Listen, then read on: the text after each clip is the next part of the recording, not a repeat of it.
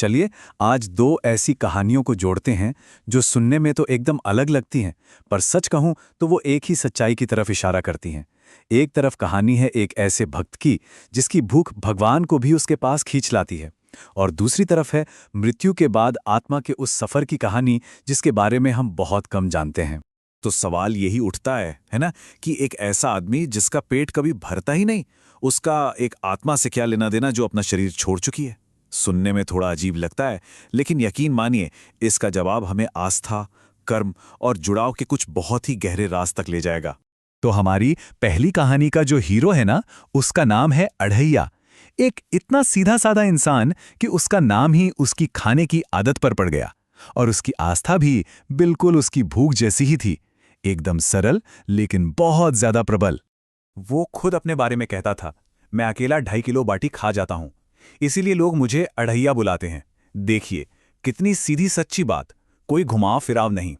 और यही भूख, यही सीधी सी जरूरत उसे एक ऐसी जगह ले आई जहां से उसकी जिंदगी हमेशा हमेशा के लिए बदलने वाली थी। अब देखिए कहानी में मजा यहीं से शुरू होता है।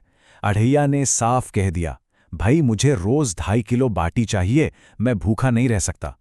लेकिन जिस आश्रम में वो रहता था वहां का एक नियम था जो कभी नहीं टूटता था। महीने में 2 बार एकादशी के दिन सबको उपवास रखना है, मतलब उस दिन आश्रम में खाना नहीं बनेगा। अब सोचिए, एक तरफ अढ़ैया की जबरदस्त भूख और दूसरी तरफ आश्रम का पक्का नियम, होगा क्या अब? तो गुरुजी ने एक बीच का रास्ता निकाला। उन्होंने कहा, ठीक है, एकादशी के दिन तुम जंगल में जाकर अपना खाना बना लेना, पर हाँ एक शर्त है, ठाकुर जी को भोग लगाए बिना एक निवाला भी मत खाना। अब ये भोग क्या होता है? सीधे शब्दों में कहें तो भगवान को खाना ऑफर करना। लेकिन अढ़ैया के भोले मन के लिए ये कोई रस्म नहीं थी, ये तो एक सीधा सादा बुलावा था, एक इनविटेशन था। और इसके बाद जो हुआ वो सच में किसी ने सोचा भी नहीं होगा। अढ़ैया की उस भोली भाली आस्था का जवाब कुछ इस तरह मिला कि वो हमेशा के लिए एक मिसाल बन गई। तो हुआ ये कि पहली एकादशी आई, अढ़ैया ने जंगल में बाटियां बनाई और बड़े ही प्यार से हाथ जोड़कर बस इतना कहा, गुरुजी के ठाकुर आइए, खाना तैयार है। और फिर एक चमत्कार हो गया। सचमुच ठाकुर जी वहां प्रकट हो गए, और सिर्फ आई ही नहीं बल्कि सारा का सारा भोजन खा भी गए। मतलब अढ़ैया की उस सीधी सच्ची भक्ति में इतनी ताकत थी कि उसने खुद भगवान को आने पर मजबूर कर दिया। अच्छा, अब इस कहानी को यहां एक पल के लिए रोकते हैं और उस दूसरे सफर पर चलते हैं। अढ़ैया का कनेक्शन तो आंखों के सामने था, एक खाने की थाली पर, लेकिन एक और कनेक्शन है जो दिखाई नहीं देता, जिसे हर आत्मा को महसूस करना पड़ता है। अढ़ैया का कनेक्शन कितना साफ था, है ना? एक थाली, खाना और खुशी। पर अब बात करते हैं उस दूसरे कनेक्शन की जो दिखता नहीं है, यानी मृत्यु के बाद आत्मा का सफर। हमारे ग्रंथ, खासकर गरुड़ पुराण, जो जीवन और मृत्यु के बाद के रहस्यों को बताता है, उसके हिसाब से शरीर छोड़ने के फौरन बाद आत्मा एक गहरे कंफ्यूजन में होती है। वो अपने परिवार वालों से बात करने की कोशिश करती है, पर उसकी आवाज उन तक पहुंचती ही नहीं। ये जो शुरुआती 13 दिन होते हैं ना, ये बहुत ही जरूरी होते हैं। पहले 3 दिन तो आत्मा को समझ ही नहीं आता कि हुआ क्या है। वो अपने परिवार को रोता हुआ देखती है, पर सब कुछ एक सपने जैसा लगता है। चौथे दिन उसे धीरे धीरे ये एहसास होता है कि वो अब इस दुनिया का हिस्सा नहीं रही। फिर धीरे धीरे सांसारिक मोह कम होने लगता है, और 13वें दिन पिंडदान जैसे जो रिचुअल्स होते हैं वो उसे आगे का रास्ता दिखाते हैं। तो चलिए अब दोनों कहानियों को फिर से एक साथ लाते हैं, क्योंकि जैसे अढ़ैया के हर काम का एक नतीजा निकल रहा था, ठीक वैसे ही हमारी आत्मा की यात्रा का हर पड़ाव हमारी जीवन भर के कर्मों का ही नतीजा होता है। जरा अढ़ैया की कहानी में इन नतीजों का कमाल देखिए। पहली एकादशी को 2.5 किलो आटा लगा, सिर्फ अपने लिए।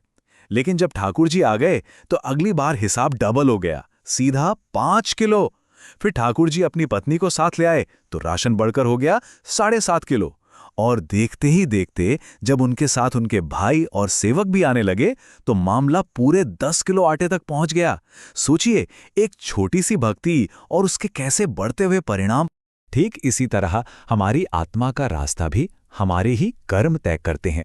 गरुड़ पुराण कहता है कि अगर किसी ने पुण्य और अच्छाई का जीवन जिया है तो मृत्यु के बाद दिव्य दूत उसे बड़े सम्मान से लेने आते हैं और आगे की यात्रा शांति से होती है। लेकिन अगर जीवन पाप, लालच और घमंड में बीता है तो फिर भयानक यमदूत उसे लेने आते हैं और वो यात्रा बहुत कष्ट भरी होती। अब वापस आते हैं अढ़ैया की कहानी पर, जो अब अपने क्लाइमैक्स पर पहुंच रही थी। उसके गुरु को अब भी उसकी बातों पर शक था, लेकिन उस दिन सच सामने आने ही वाला था। तो कहानी का सबसे जरूरी मोड़ अब आता है। एक दिन की बात है, अढ़ैया ने थक कर कह दिया, अरे भाई, रोज रोज मैं ही क्यों खाना बनाऊं, आज आप लोग बनाइए। और उसके दिव्य मेहमानों ने प्यार से उसकी ये बात मान ली। जब खाना तैयार हुआ तब उन्होंने एक बहुत बड़ा राज खोला। उन्होंने कहा, अढ़ैया, जैसे तू मुझे अपने गुरु का ठाकुर मानता है ना, वैसे ही हमारा भी एक ठाकुर है। और फिर उन्होंने उस परम सत्य को पुकार, बस एक पुकार, हे अखिल ब्रह्मांड के ठाकुर, आप पधारो। और उस एक आवाज से स्वयं परमेश्वर वहां प्रकट हो गए। छिपकर ये सब देख रहे अढ़ैया के गुरु की तो आंखें फटी की फटी रह गईं।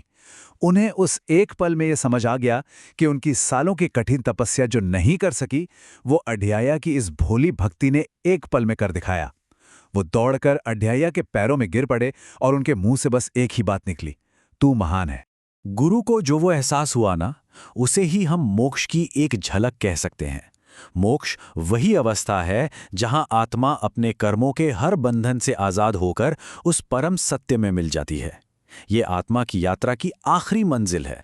तो इन दो अलग अलग रास्तों से और इन दो कहानियों से हमें एक ही सच के अलग अलग पहलू देखने को मिलते हैं। चलिए समझते हैं कि वो क्या है। तो इन दोनों कहानियों से सीखने वाली सबसे बड़ी बातें क्या हैं?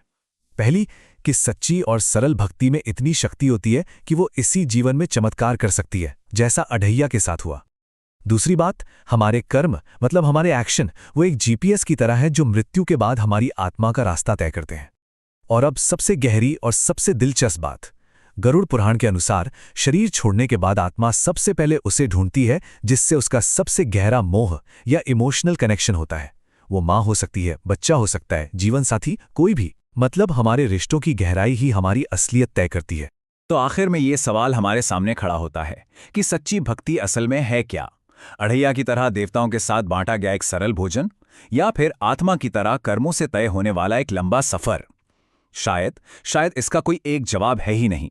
शायद दोनों ही रास्ते एक ही मंजिल पर जाते हैं, और वो मंजिल है कनेक्शन की। इस बारे में सोचना तो बनता है।